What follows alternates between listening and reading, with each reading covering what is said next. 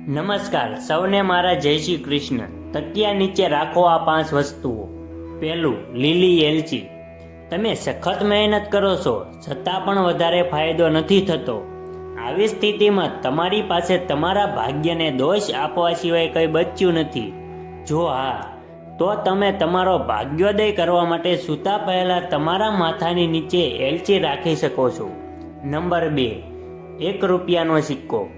તમે તમારા માથા નીચે 1 રૂપિયાનો સિક્કો રાખીને સૂઈ શકો છો। વાસ્તુશાસ્ત્રમાં પલંગની પાસે 1 રૂપિયાનો સિક્કો રાખવો શુભ માનવામાં આવે છે।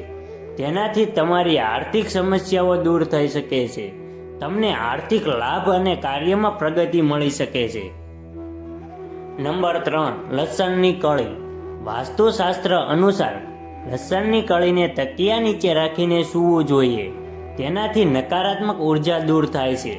જો તમને રાત્રે સૂતી વખતે ખરાબ સપના કે વિચારો આવતા હોય તો તમે આ ઉપાય અપનાવી શકો છો। નંબર 4, હળદરની ગાંઠ। હળદરની ગાંઠ રાખવાથી વાસ્તુશાસ્ત્રમાં શુભ માનવામાં આવે છે। તેનાથી ભગવાન વિષ્ણુના વિશેષ આશીર્વાદ પ્રાપ્ત થાય છે અને આર્થિક લાભ પણ થાય છે। નોકરિયાતોને નોકરીમાં પ્રમોશન મળે અને ધંધામાં પૈસાની વૃદ્ધિ થઈ શકે છે। નંબર 5, તુલસીના પાન। હિન્દુ શાસ્ત્રમાં તુલસીના પાનને ખૂબ જ શુભ માનવામાં આવે છે।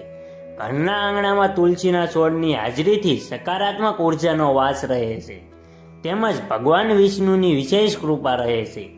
સૂતા પહેલા ઓશિકા નીચે તુલસીના પાનને રાખવામાં સારા માનવામાં આવે છે।